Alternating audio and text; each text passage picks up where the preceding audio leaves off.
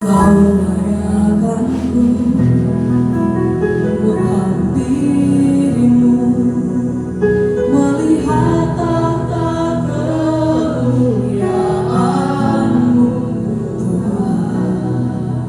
Pujian menaikkan sembahku berikan bagimu, Allah yang mulia. Oleh Tuhan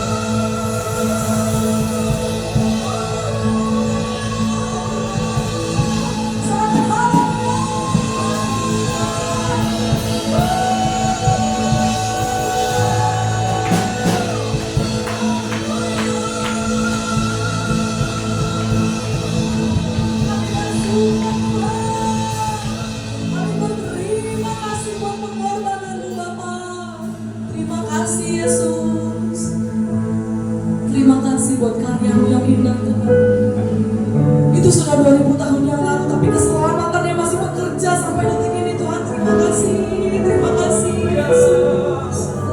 Terima kasih untuk dagingmu yang sudah tercabik itu, untuk darahmu yang tertumpah Tuhan.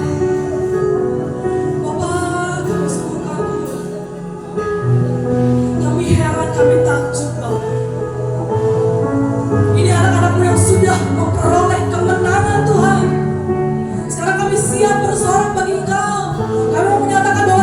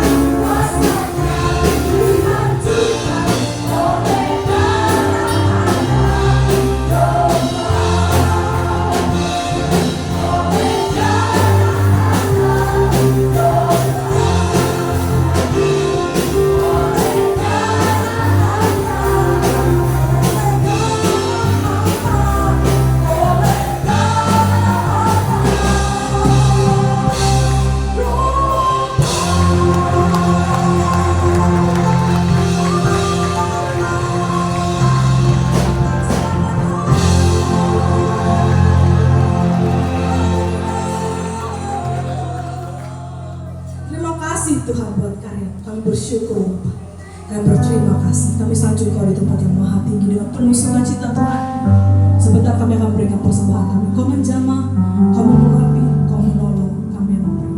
Dalam nama Tuhan Yesus Kristus kami berdoa. Haleluya. Amin.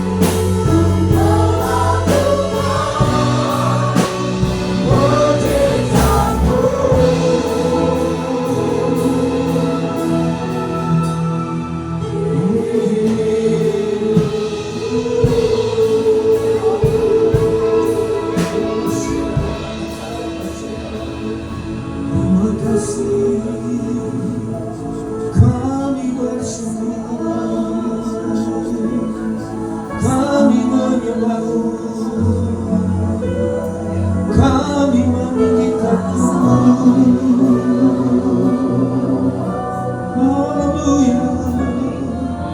Terima kasih. Terima kasih untuk pengorbananmu Bapa. Terima kasih buat kasih setiamu. Oh, ralamatakan masyarakat.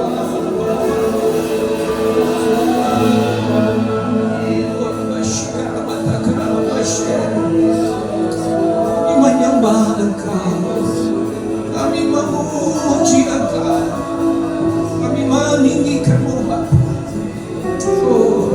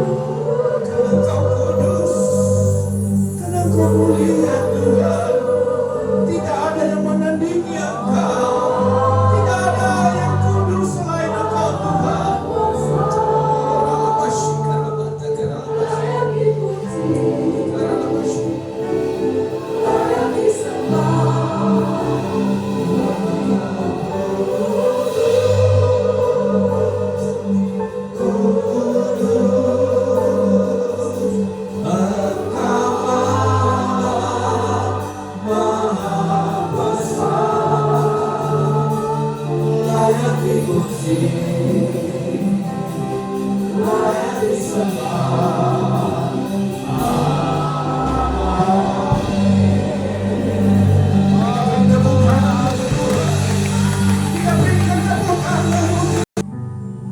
ada ucapan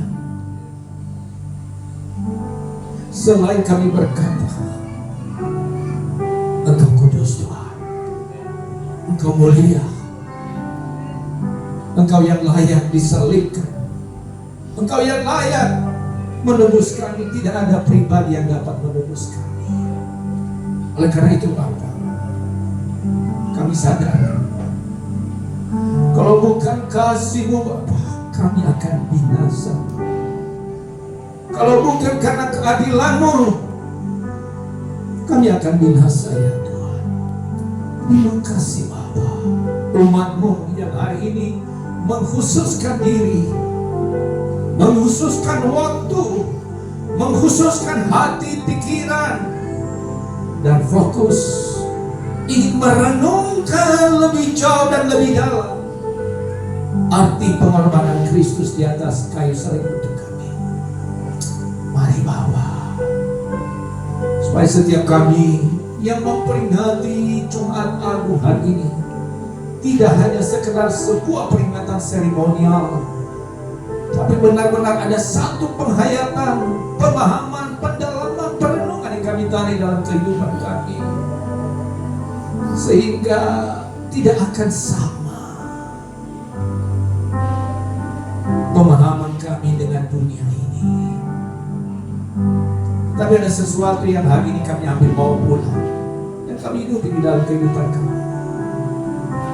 Mari kami mohon Roh Kudus tenteramkan hati kami, fokus hati kami, fokus jiwa kami, roh kami, untuk mendengarkan Tuhan. Dan segala kuasa kegelapan roh jahat yang menggoda, yang membujuk, agar kami mengalihkan perhatian kami di luar, kami tolak, kami patahkan kuasanya dalam nama Yesus. Tapi biarkanlah hati kami, mata kami tertuju kepada penyaliban-Mu ya Tuhan, supaya hari ini kami mengerti, oh tidak ada kasih yang lebih besar selain daripada kasih Allah di dalam Kristus Yesus. Terima kasih Bapa, terima kasih. Dalam nama Yesus kita yang siap diberkati firman Tuhan bersama dengan saya katakan amin. Silakan duduk Bapak Ibu.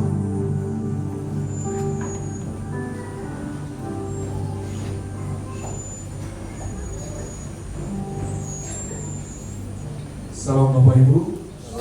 Salam. Ya, puji Tuhan. Hari ini kita mengingat kembali, karena kita mengingat dan akhirnya kita bersyukur atas pengorbanan Kristus Tuhan di atas kayu salib. Kan tema Jumat Agung kita hari ini adalah keadilan di atas kayu salib. Bukankah hari-hari ini saudara yang kasih dalam Tuhan, nyaris kita tidak menemukan yang namanya keadilan. Bahkan di republik ini saudara tidak menemukan tentang keadilan. Begitu banyak perangkat-perangkat hukum, begitu banyak lembaga-lembaga institusi pemerintah yang namanya menegakkan keadilan. Tetapi apakah saudara atau saudara-saudaranya saudara menemukan keadilan itu? Karena tidak akan ada keadilan. Sekalipun salah satu bukti daripada dasar negara kita adalah keadilan sosial. Tapi pertanyaan saya, apakah saudara sudah mengalami keadilan sosial?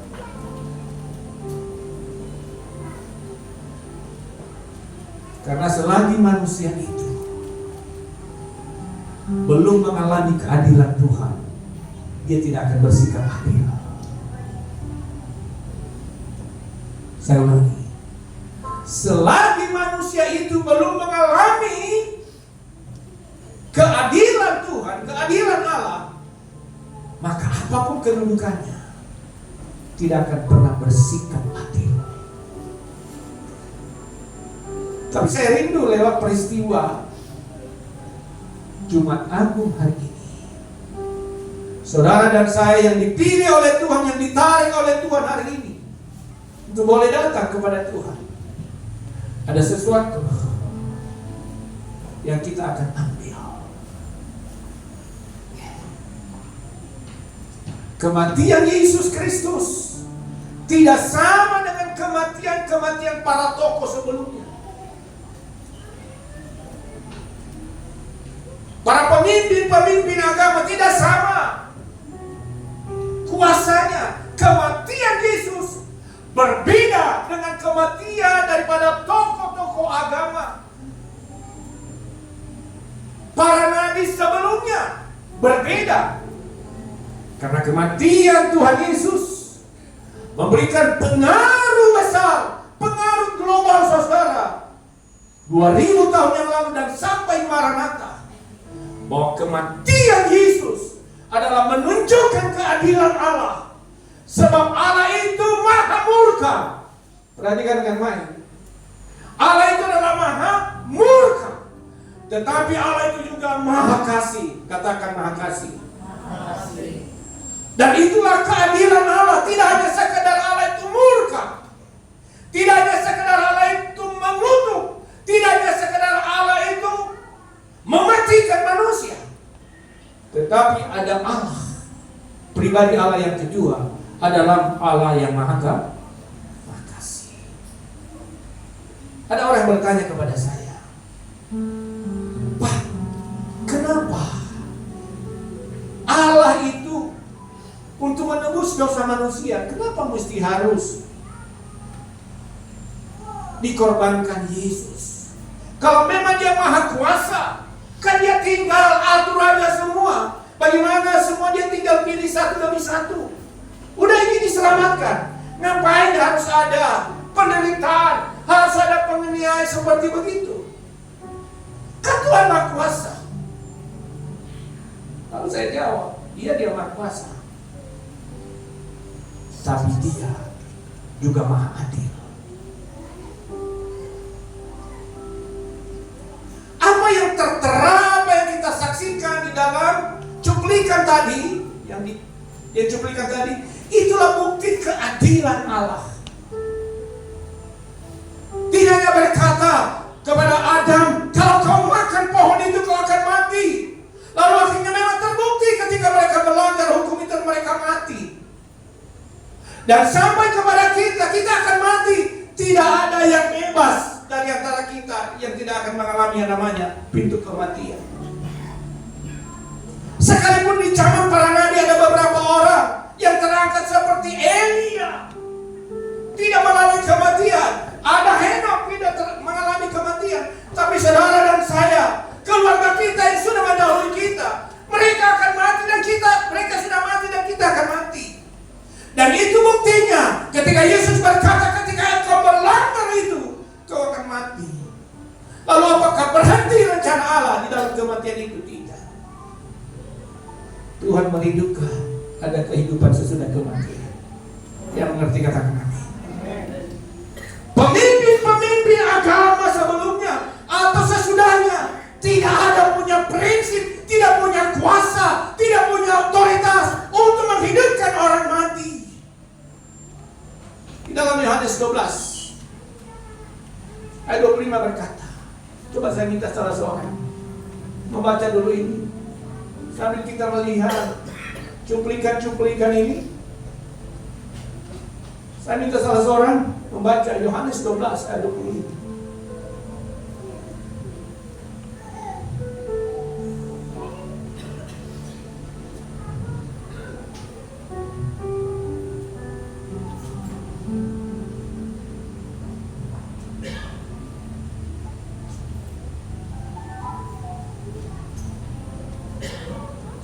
Yohanes 11 ayat 25.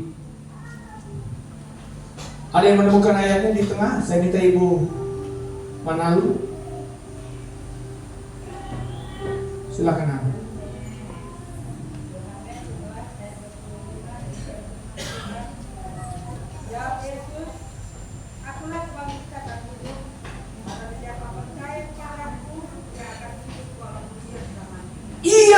akan hidup walaupun mati.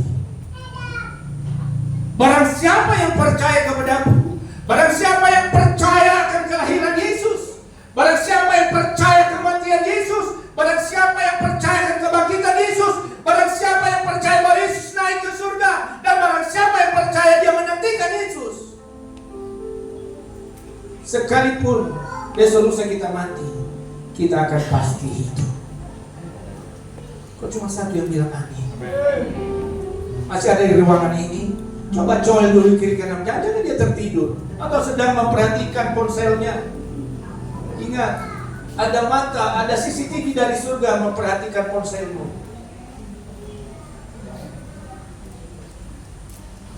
Oleh karena itu saudara kasih Tuhan, berbeda kematian para pemimpin agama dengan kematian Kristus. Nah, puji Tuhan, Yesus kita bukan pemimpin agama ya, ingat ya. Karena Yesus tidak pernah datang membawa apalagi mendirikan agama. Dengarkan baik ya, jangan salah. Yesus tidak pernah datang ke dunia membawa agama atau mendirikan agama. Jadi Kristen ini apa? Yang mendirikan itu adalah orang percaya. Kalau engkau dan saya ada di zaman para rasul pada saat itu, pasti engkau yang akan mendirikan yang namanya persekutuan orang Kristen. Amin. Dicatat dalam Kisah Rasul pasal 11. Ya, ayat 20 berapa? Ayat berapa itu? 26. Coba sebentar. Lagi Bu Manalu. Jadi anak-anak semua harus tahu bahwa Yesus datang ke dunia bukan mendirikan agama. Siapa yang mendirikan agama Kristen? Kapan dimulai? Silakan Ibu Manalu. Kisah Rasul 11 ayat 26.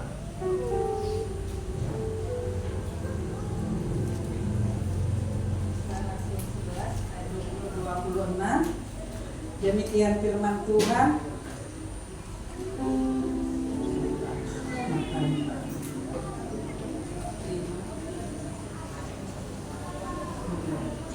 Mereka tinggal bersama-sama dengan jemaat itu 1 tahun lamanya, sambil mengajar banyak orang. Di Antiochialah murid-murid itu untuk pertama kalinya disebut Kristen. Iya, kita beri tepuk tangan dulu saudara. Jadi sebelum Roh Kudus Tuhan turun, tidak ada lembaga kekristenan, tidak ada.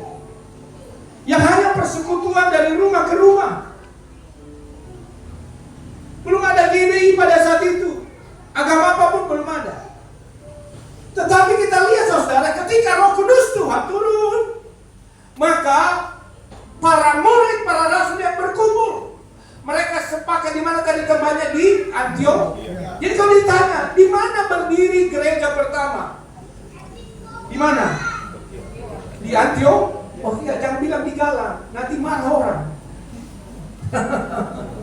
Ya, berdiri gereja pertama adalah di Antiochia. Apa itu? Persekutuan adalah perkumpulan, komunitas orang-orang yang percaya kepada Yesus. Sekali lagi saya katakan, Yesus tidak pernah datang membawa agama, apalagi mendirikan agama. Apa yang dibawa Yesus? Adalah keselamatan. Ya, Yesus bawa adalah membangun hubungan. Kenapa? Karena manusia telah terputus hubungannya. Dicatat dalam Roma 3 ayat 3 berkata, semua tidak ada lagi yang benar, termasuk saudara dan saya. Kalau engkau kita hidup di zaman mula-mula, kita tidak ada yang benar. Tapi hari ini engkau dan saya, kita telah menjadi orang benar. Kenapa kita menjadi orang yang benar? Karena kita telah dibenarkan oleh kematian Kristus Yesus di atas kayu salib. Yang mengerti katakan amin. Yang mengerti beri tepuk tangan juga saudara.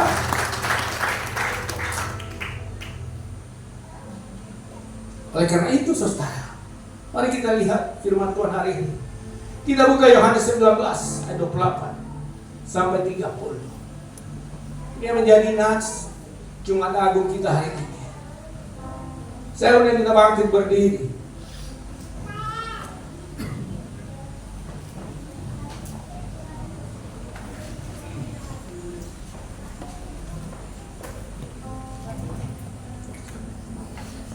Yohanes 12, Yohanes 19 ayat 28 sampai dengan 30.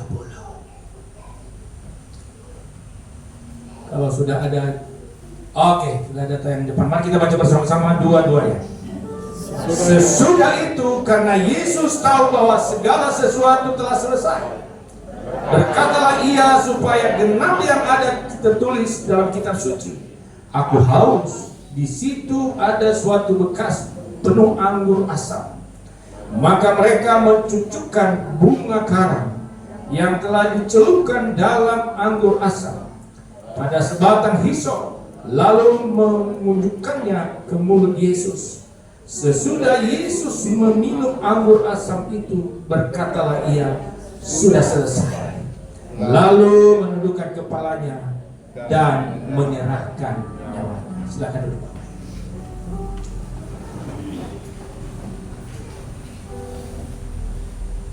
Ada beberapa kalimat waktu Yesus tersalib.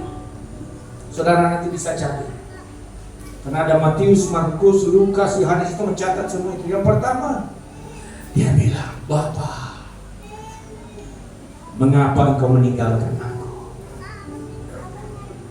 Ada yang tahu bahasa apa yang diucapkan pada itu? Eloi, Eloi lama sabachthani. Itu pertama. Yang kedua, apa yang dikatakan Yesus di atas kayu salib? Bapa, ampunilah mereka, karena mereka tidak tahu apa yang mereka berbuat. Sepertinya mereka gak puas apa penderitaan Yesus, penghinaan kepada Yesus, masih terus mereka hina dia. Mereka bilang, kalau engkau benar-benar anak Allah, selamatkanlah dirimu, turunlah, suruh malaikatmu itu. Itulah pola pikir manusia, seperti yang bertanya kepada saya tadi. Kenapa mesti repot-repot? Kenapa mesti Yesus? Sehingga membingungkan dunia, mana Yesus, mana Allah, mana Roh Kudus. Kalau saudara dan saya hari ini kita percaya kepada Tritunggal, itu adalah anugerah Tuhan buat saudara dan saya. Tapi saudara, ada banyak orang yang tidak mengerti apa itu Tritunggal. Satu di dalam. Oleh karena itu saudara kasih sama Tuhan. Perkataan yang terakhir, apa dia bilang? Sudah selesai. Di dalam bahasa Yunani dikatakan tetelestai. Apa? Tetelestai. Artinya sudah selesai. Dalam bahasa Inggris, it is. Sudah selesai. Lalu saya coba cari dalam bahasa Sunda. Apa tuh bahasa Sunda? Sudah selesai. Tos, renset, tos, atos. Sudah selesai. Apa yang selesai? Percaya nggak, Pak Sinaga? Kalau misalnya sebuah rumah sudah selesai dibangun, masih bisa nggak nanti ada renovasi lagi, Pak Naga? Hah? Masih bisa. Terlihat tergambar keadilan Allah. Tuhan tidak sekedar berkata kamu akan mati, lalu Tuhan diam.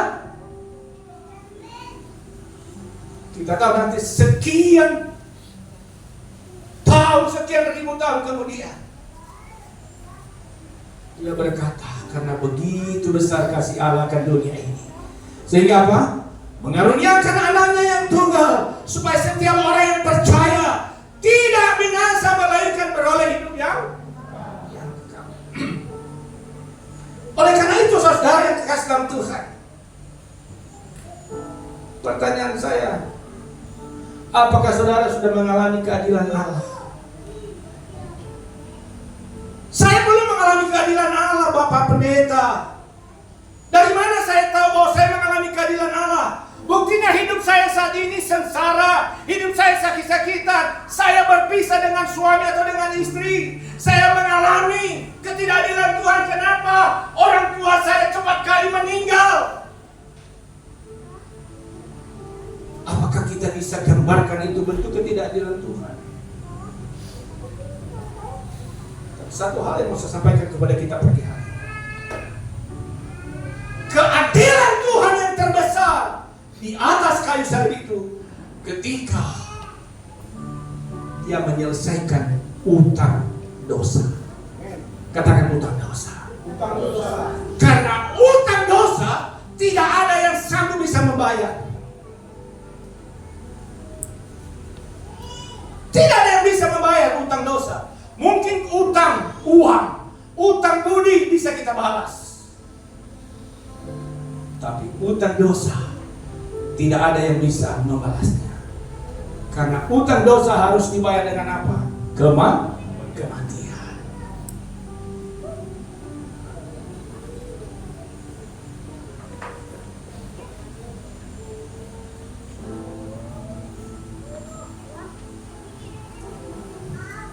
Utang dosa hanya dibayar dengan sebuah kematian.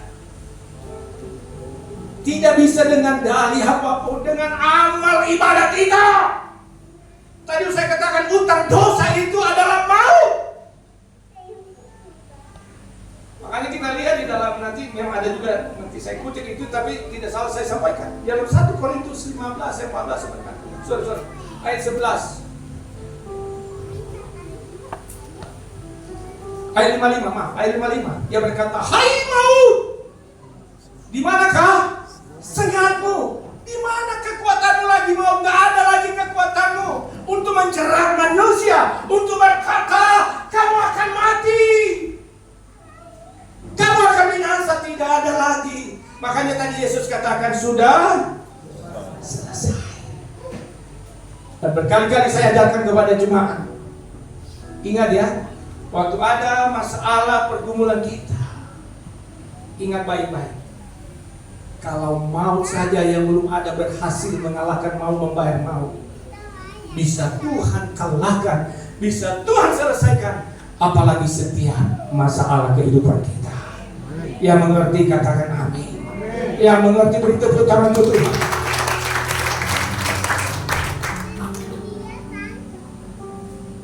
Dua hari yang lalu ya, Ibu ya. 3 hari yang lalu ya, tamu jadinya. Bukan jemaat GBI Roh, bukan. Dari gereja suku, kami kenal dengan mereka. Mereka datang satu mobil ke rumah.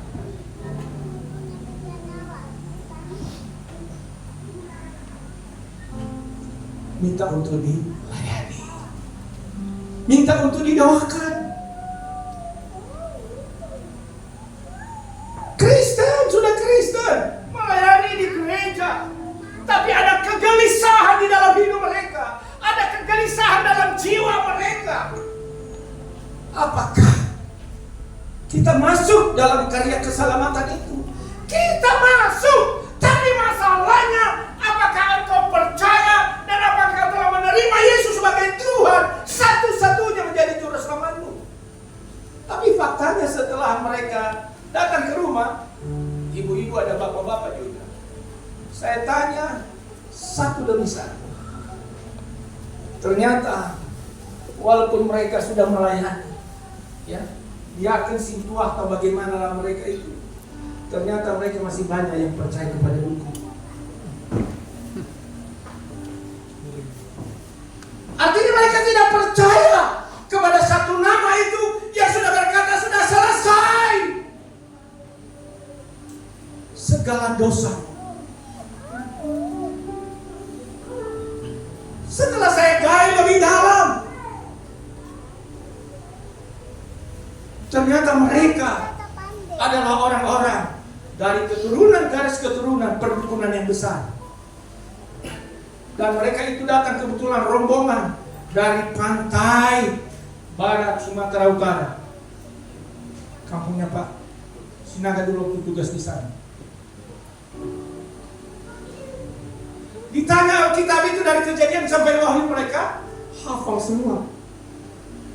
Tetapi mereka masih bimbang, masih ragu tentang siapa Yesus. Tapi saya bersyukur kepada Tuhan, jemaat Tuhan di tempat ini menjadi jemaat yang sungguh-sungguh percaya bahwa di atas kayu salib terdapat keadilan yang absolut. Amin, saudara. Oleh karena itu, saudara kasih sama Tuhan, kita akan lihat keadilan-keadilan Tuhan. Next.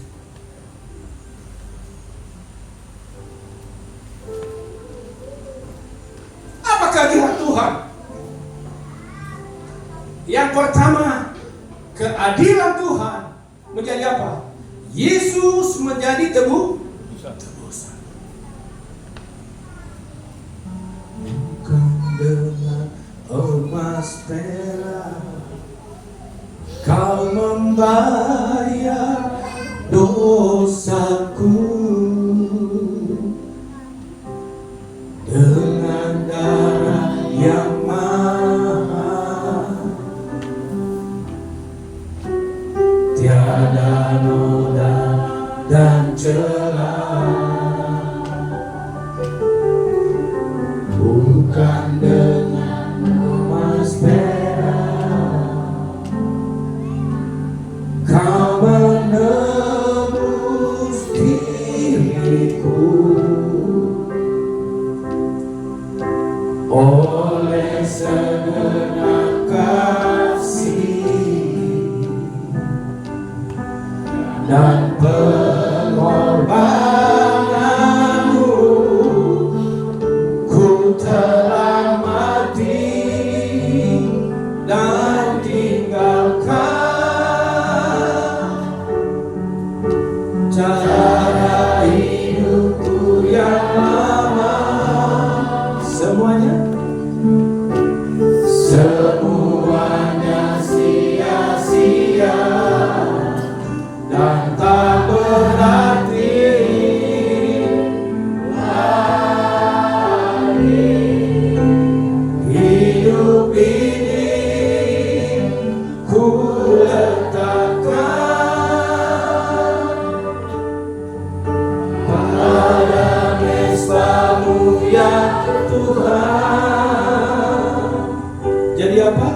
Jadilah padaku seperti yang Kau ingini. Kasih payung berapa orang bersaudara? 7. Betul ya, Pak? 7 bersaudara. Bapak nomor berapa? Nah, pertanyaan saya, kalau ada utang saudara di bank, saudaranya kasih payung, misalnya, lalu disuruh kasih payung, bayar itu utang. Kalau enggak, saudara bapak itu akan dipenjarakan. Kira-kira apa yang bapak lakukan?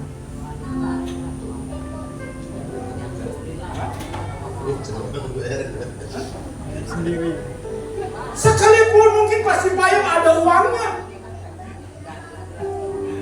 mungkin dia akan berpikir, gue pikirin, yang gue pikirkan adalah keluargaku, yang gue pikirkan adalah anak-anakku. Apa betul? Tapi ada satu pribadi yang mana dia tahu persis tidak ada pun satu orang yang bisa melunasi utang itu. Tapi kalau tidak dilunasi, kalau ini tadi hanya sekedar masuk penjara, apakah seumur ini satu-satu akan keluar? Tapi ini mati. Lalu dia mengambil alih utang itu, tidak menyuruh orang lain, tetapi apa? Menjadi tebusan. Mari kita lihat di dalam Matius 20:28. Dikatakan sana, sama seperti anak manusia datang bukan untuk dilayani, melainkan untuk melayani dan untuk apa? Memberikan nyawanya. Adakah kita lihat ada seseorang ingin memberikan nyawanya untuk membela, untuk menyelamatkan, untuk menebus kesalahan, beban, hutang daripada seseorang? Tidak. Tetapi hanya Yesus yang kita tidak kenal. Tapi sebelum dunia dijadikan, engkau dan saya sudah dikenal olehnya. Cuma pakarnya dia bilang amin.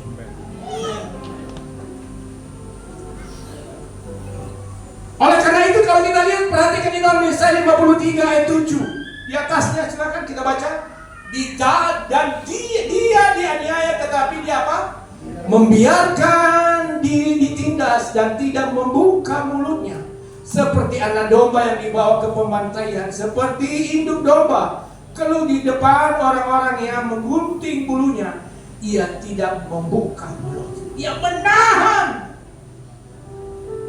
Dia bertahan kepada rencananya. Dia bertahan kepada tujuannya, supaya saudara dan saya tidak mengalami tontonan seperti itu. Saya coba cari. Saya bilang, apakah tidak ada lagi model eksekusi yang lain di zaman kekaisaran Romawi pada saat itu? Yang agak ringan, sedikit mati juga mati, tapi jangan salib dong. Ternyata bahwa kematian atau penyaliban itu adalah sebuah eksekusi orang-orang yang jahat, orang-orang pemberontak. Itulah eksekusi yang paling sadis, adalah menyalib. Dan itulah yang disematkan, itu yang dikenakan kepada Kristus. Persoalannya sederhana sebetulnya. Saudara mau tahu kenapa Yesus ditangkap? Kenapa Yesus mau dibunuh, saudara? Memang ada cara kita lihat Yudas mengkhianati Yesus. Persoalannya keselip sepele, saudara. Hanya dia berkata, aku adalah anak Allah. Dan merasa hal-hal di Taurat. Ya, pada saat itu mereka menganggap bahwa dia telah menghina Allah kita.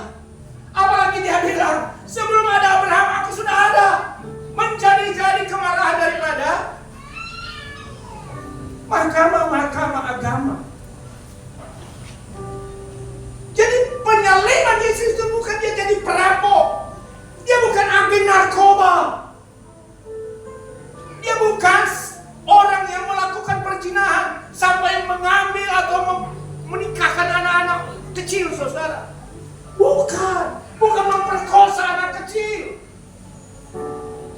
Tidak. Hanya dia berkata bahwa aku sudah ada sebelum ada Abraham. Aku adalah anak Allah. Oleh karena itu saudara kasih Tuhan, keadilan Tuhan adalah dia menempatkan dirinya menjadi tebusan untuk saudara dan saya. Amin, saudara. Itulah keadilan. Dan disitulah terdapat di atas kayu salib berkata, sudah selesai. Yang kedua, next please. Itu keadilan Allah. Dia berkata, mari kita baca. Dua ya. Hai maut, di manakah kemenanganmu? Hai maut, di manakah keselamatanmu? Sangat maut ialah dosa, dan dosa adalah perbuatan. Tapi syukurlah kepada Allah yang telah memberikan kepada kita kemenangan oleh Yesus Kristus Tuhan kita. Karena itu saudara-saudaraku yang kekasih, berdirilah teguh, janganlah goyah, dan giatlah selalu dalam pekerjaan Tuhan, sebab kamu tahu bahwa dalam persekutuan kita dengan Tuhan jeripayamu. Jadi jangan menjadi jemaat yang suka jalan-jalan. Saya lihat banyak jemaat itu suka jalan-jalan.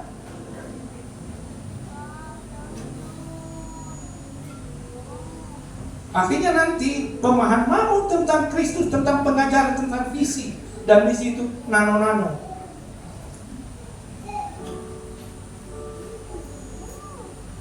Yesus katakan, hai maut, di manakah sengamu?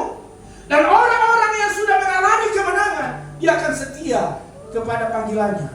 Hari ini saudara dan saya kita dipanggil sebagai warga kerajaan Allah. Yang mengerti katakan amin. Kita sebagai pelayan Tuhan. Berulang-ulang saya katakan, tidak ada gereja yang sempurna. Ya Mama Mala ya, coba ceritakan kepada saya selama seumur Mama Mala, adakah gereja yang paling sempurna di bumi, khususnya di Sumatera Utara? Tidak ada. Sebesar-besarnya Medan Plaza, ada juga perpecahan di sana. Berarti ada masalah. Ada masalah. Apalagi gereja karismatik begitu banyak. Perpecahan demi perpecahan. Mulai dari GPDI huruf besar sampai GPDI huruf kecil. Belum lagi yang lain-lain. Gereja-gereja suku di Nias. Ada BNKP. Ada BKPN. Ada BNKP Indonesia. Ada ini, ada banyak sekali. Pecahan-pecahan. Dari HKBP apa dulu? Pecahan menjadi apa? GKPI, HKI. Hah? Nggak ada gereja yang sempurna. Yang gereja yang sempurna itu adalah kepala gereja. Siapa namanya kepala gereja? Kristus. Kita beri tepuk tangan untuk dia. Oleh sebab itu marilah kita bertekun di dalam persekutuan kita. Mari kita bertekun di dalam persekutuan kita. Saya terkejut kemarin.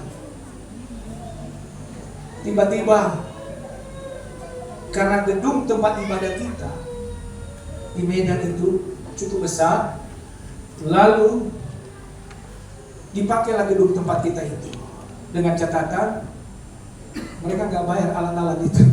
Kalau sewa sound system berapa juta? Itu fit. Ya, waktu kita Natal tahun lalu kita bayar sekian juta. Ini Pak Pendeta Hondo, bagaimana kalau misalnya kita pakai gedung Bapak? Saya punya gedung, tapi aula itu saya sudah sewa. Enggak, karena di situ juga ada alat Bapak, iya ada. Bagaimana kalau misalnya kita boleh pakai Pak? Ya namanya untuk pekerjaan Tuhan. Rupanya ada namanya API, bukan API seperti API itu. API itu singkatan daripada Asosiasi Pendeta Indonesia. Dan itu sudah berdiri sejak tahun 2006. Nah kemarin hadir Pak Gubernur diwakili oleh Kepala Dinas, hadir bosnya Ibu Pak Napitupulu, ya? Apa namanya? Bukan, Dimas, Kabir ya, Kepala Bidang. Lalu akhirnya, oke, saya dengan tulus tidak punya interest lain. Tiba-tiba waktu saya hadir di sana karena saya diundang, lalu diangkatlah saya menjadi salah seorang wakil ketua DPD API Sumatera Utara.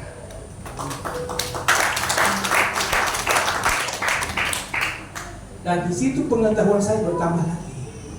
Saya tanya, kamu pendeta apa? Sinode apa? Lalu mereka ada yang gak terkenal. Karena memang asosiasi namanya kumpulan para pendeta dan mereka mewakili sinodenya. Artinya apa? Tidak ada gereja yang sempurna. Amin. Tapi marilah kita terus bersekutu di tempat ini. Supaya apa? Semakin hari semakin kita menuju kepada kesempurnaan seperti Kristus, Dia adalah sempurna. Oleh karena itu saudara kasih Tuhan, bertekunlah seperti jemaat mula-mula. Mereka saling berbagi, saling menopang, saling menolong. Nanti selesai ibadah ini, sekali lagi ya, saya tidak mengundang jemaat ini ke Medan. Dan Medan juga, cabang kita yang di Medan tidak mengundang GBI Rogalang ini. Tapi saya mengajak saya sebagai gembala yang membawahi beberapa gereja sekarang. Cabang kita di Medan itu ada 3. Dan itu adalah hasil doa Bapak Ibu semua. Amin. Sekali lagi itu adalah hasil doa Bapak Ibu. Kita mencoba mengembangkan sayap kita di Galang ini dulu, selalu terbentuk. Jangan jauh-jauh di Pulau Halim. Akhirnya apa? Walaupun selalu lagu kita, ku tak akan menyerah. Tapi sepertinya kita menyerah. Tapi Tuhan giring kita ke sana. Jadi sekali lagi tidak ada undangan ya, tidak ada undangan. Karena kalau yang diundang itu adalah orang yang terhormat. Nanti disiapkan karpet merah, kemudian apa? Semua kita ini akan berfellowship, menyaksikan, melayani satu dengan yang lain. Ya, jadi Bapak Ibu jangan berpikir nanti bahwa Bapak nanti datang di sana disambut. Oh ini silakan Pak Pendeta supaya saya, wakilnya Pak Hondo. Bukan. Kita datang, makanya saya bilang nanti Bapak yang di sana, Bapak Adel, siapapun, kita harus ambil bagian, melayani di sana. Karena kita adalah gereja induk. Kalau soal makanan jangan pikirkan, ibumu ini yang paling cantik sedunia, mulai dari kemarin sampai tadi, saya lihat dia sibuk di dapur menyiapkan konsumsi bagi domba-domba yang digembalakan suaminya. Haleluya. Ayo saudara, jadi jangan khawatir ya. Tapi kalau ada juga buat tanganmu, mau bawa pisang kek, mau bawa semangka kek, mau bawa ikan nila kek, silahkan, nggak jadi masalah. Karena nanti di sana sedikit saya apa ya, nanti di sana bukan kayak pola di sini saya terapkan. Dan itu ke depan akan saya pakai pola ini untuk cara kita berfellowship keluarga. Jadi misalnya ada makanan dari Pasipayung, itu nggak dibawa ke Pasipayung di depannya, enggak. Dia taruh di atas meja. Ini udah kami coba beberapa waktu pasca tahun lalu kami buat. Semua makanan yang dibawa orang-orang taruh di atas meja. Jadi kita nggak tahu siapa yang menyumbang makanan itu. Semua kita bisa mencicip. Amin. Nggak ada di ini dari Mama Adel, enggak. Mau taruh aja di situ. Oh ini dari Mama David, enggak ditulis di situ. Ya. Yang penting selesai kalau ada piringmu ada talamu akan dibawa pulang. Paling di situ ketahuannya. Jadi itulah yang saya terapkan, pola jemaat mula-mula. Yang setuju, katakan kami yang setuju, beri tepuk tangan. Nah ini ada ibu apa di sini? Siapa namanya? Mama Intan. Betul gak Mama Intan? Waktu di Tanjung Merawa, betul gak nak? Nih, waktu itu Mama Intan masak apa ya? Hah? Masak apa waktu itu? B2 ya, waduh. Papa yuk, ini, ikut juga waktu itu. Apa waktu itu kamu Papa? Pak. Ayo. Jadi orang tadi yang tahu. Mama Malang saya gak tahu bawa apa waktu itu Mama Malang. Udah lupa ya? Jadi kita kumpul di satu meja, lalu nanti biasa kita prasmanan semua sudah ada nasi. Kita nggak tahu dari mana itu tadi, tapi yang berkati dari Tuhan. Ya saudara dan saya, amin. Dan itulah pola yang kita menerapkan sistem kekeluargaan kita, fellowship kita.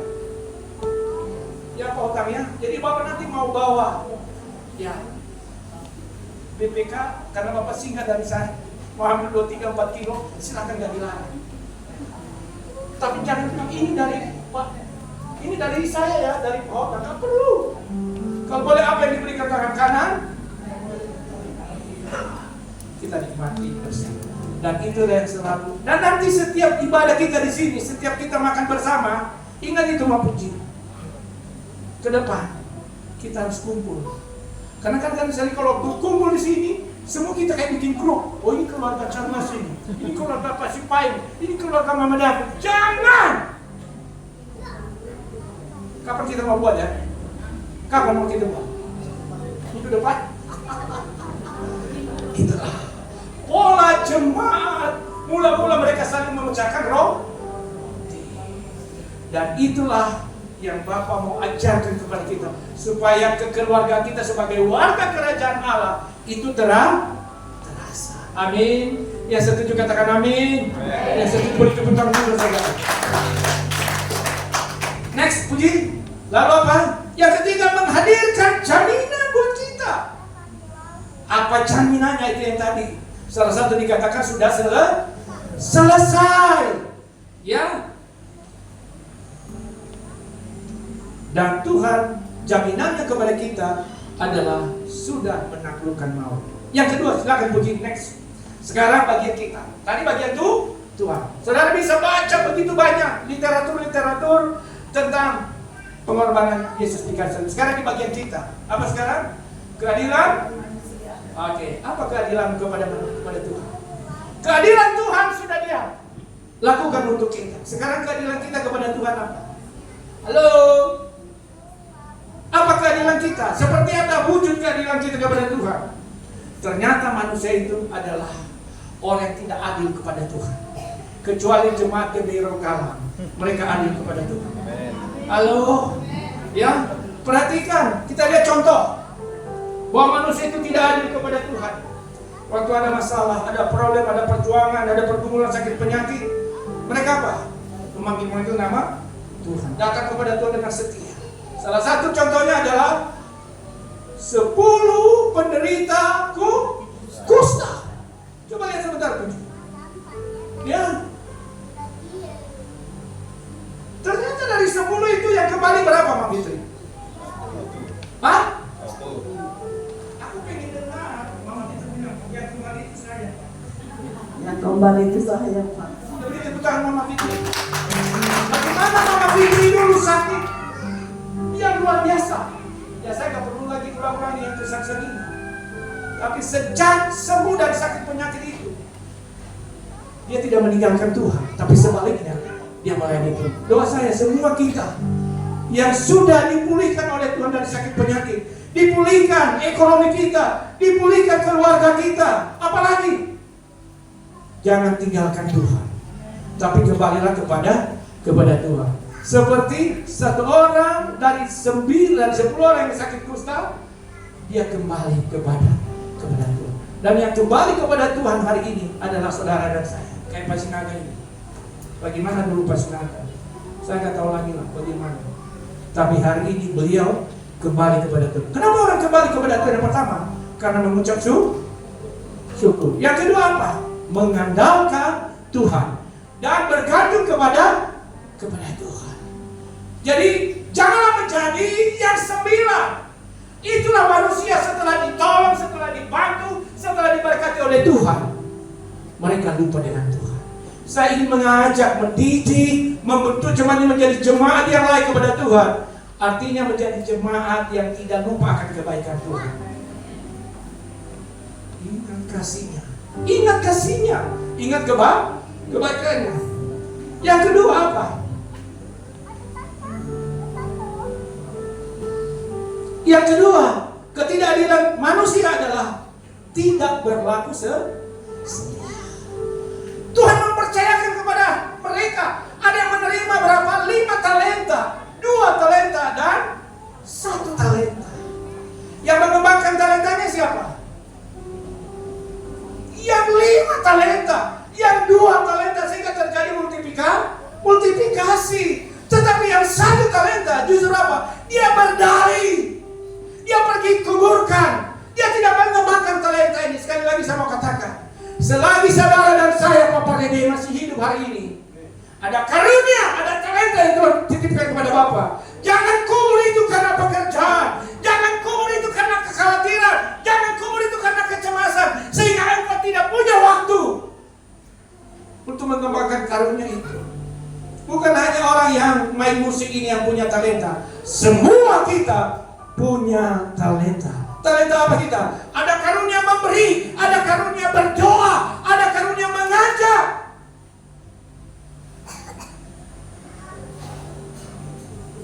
Saya kadang-kadang kagum juga melihat Mama Puji. Udah tangan patah sebelah, masih sempat-sempatnya merawat domba-domba yang dia menangkap. Masih sempat mengunjungi sana, mengunjungi sini. Kita yang tidak patah tangannya, kita yang tidak patah kakinya, kita tidak punya waktu untuk Tuhan. Apakah harus dipatahkan dulu kaki kita, baru kita ingat kebaikan Tuhan? Halo, hari ini Tuhan telah menunjukkan keadilannya di atas kayu salib. Sekarang apa keadilanmu kepada Tuhan? Yang terakhir. Oke, kita lihat. Yuk kita baca ya. Tidak punya apa? Ini ketidakadilan kita. Tuhan bukan hanya waktu yang dia berikan, hidupnya dia rela mati, dia rela hina, dia rela dicaci, dia rela tahan penderitaan waktu dia dicambuk. Saudara tadi lihat waktu dicambuk bagaimana? Dan Tuhan menggantikan kita. Tapi kita tidak berlaku setia kepada Tuhan. Coba kita lihat sebentar. Dua-duanya. Tetapi mereka yang sama meminta maaf. Pak, saya minta maaf Pak. Saya tidak bisa datang konser. Saya tidak bisa datang doa pengerja. Saya tidak bisa datang doa puasa Pak. Halo, bertobat. Karena engkau telah mengalami keadilan Tuhan. Pertanyaan saya, betul nggak saudara sudah mengalami keadilan Tuhan? Yang mengalami keadilan Tuhan lambaikan tangan. Yang mengalami keadilan Tuhan saja. Pertanyaannya di Jumat Agung ini adalah keadilanmu kepada Tuhan? Mau membangun keadilan kembali kepada Tuhan? Amin. Ini kisah ini adalah orang-orang yang diberkati. Lalu yang pertama berkata kepada pengundang itu, aku telah membeli ladang dan aku harus pergi melihatnya. Aku minta dimaaf. Pertanyaan saya, membeli ladang itu orang yang susah atau orang yang dapat berkat? Orang dapat berkat. Halo. Orang kaya. Sampai hari ini saya gak punya sawah. Sudah 40 tahun lebih saya di Galang ini. Semeter pun saya gak punya sawah, gak punya ladang. Udah berapa hektar sawitmu? Cuma satu rantainya Pak. Kamu masih mending satu rantai. Saya gak ada. Makanya selalu saya punya waktu untuk Tuhan. Amin. Jadi jangan karena berkat, jangan karena harta membuat dan apa, tidak punya waktu dengan. Seharusnya dengan karunia, talenta, dengan berkat, dengan kedudukan, dengan apa jabatanmu, justru engkau menyisihkan waktumu sebagai wujud keadilanmu kepada Tuhan. Ini aku Tuhan, aku bersyukur. Lalu apa lagi? Yang lain berkata, aku telah membeli apa? 5 pasang lembu kebiri. Dan aku harus apa? Aku mencobanya. Aku minta serba salah. Diberkati salah, tidak diberkati makin salah. Hari ini, ayo tunjukkan keadilanmu kepada Tuhan. Bilang kiri kananmu, tunjukkan keadilanmu kepada Tuhan.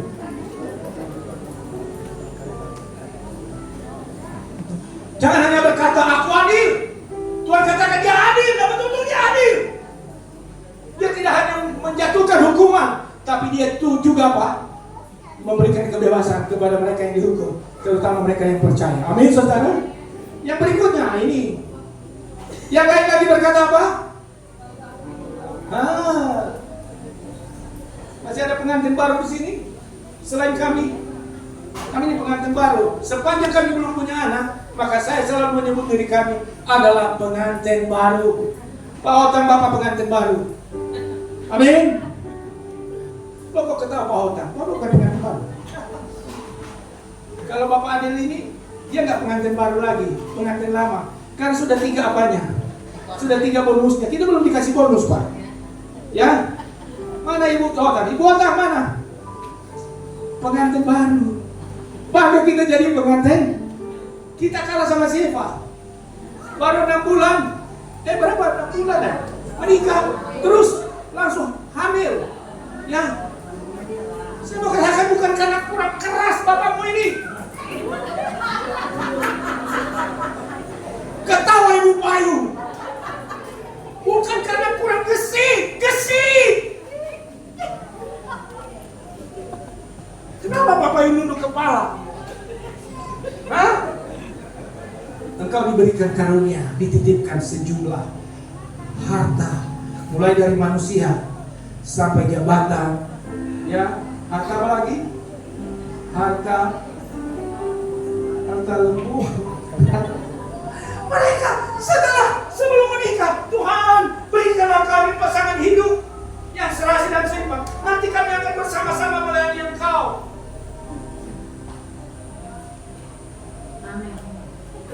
Maksudmu apa? Maksudmu yang di belakang sana supaya dia ikut melayani juga? Amin, Pak. Mana Bapak Oli? Pak Oli. Yang paling ganteng. Itu doanya dulu. Opa, ya doakan aku Opa, supaya nanti kami sama-sama melayani. Tuhan sudah melakukan keadilannya. Dia berikan kepada kalian berkat, baik berkat keturunan maupun berkat jabatan, kesehatan. Apalagi dia baru diangkat jadi CPN. Luar biasa. Masih ada yang antri di belakang dia. Udah lama tidak diangkat jadi CPNS. Dia baru berapa tahun langsung diangkat jadi CPNS. Apa itu bukan keadilan Tuhan? Sekarang keadilan apa? Layani Tuhan. Amin. Oleh karena itu saudara yang kekasih dalam Tuhan, janganlah berdalih-dalih kepada Tuhan. Ya. Saya tadi malam bertelepon dengan menantu saya ini. Ya. Adel, Kita besok ke Medan ya nak. Aduh, maafkanlah aku Pak. Mungkin dia berpikir kalau Jumat setengah hari jual emas bisa laku 1 kilo. Tapi kalau kau ke Medan malah habis minyakku. Iya kan? Belum lagi nanti persembahan. Tiba-tiba sampai di sini tadi. Karena tadi aku berdoa, Tuhan jamah hati pengerja ini semua sampai di sini. Dia bilang, Pak, jam berapa kita ke Medan? Sepertinya ada sesuatu yang luar biasa ya. Luar biasa. Padahal saya belum kasih tahu foto aja sama dia. Oleh karena itu, ya Tuhan juga butuh keadilan kita. Amin. Keadilan Tuhan sudah Dia nyatakan, tinggal keadilan kita kepada Tuhan. Tuhan Yesus memberkati. Mari kita bangkit berdiri.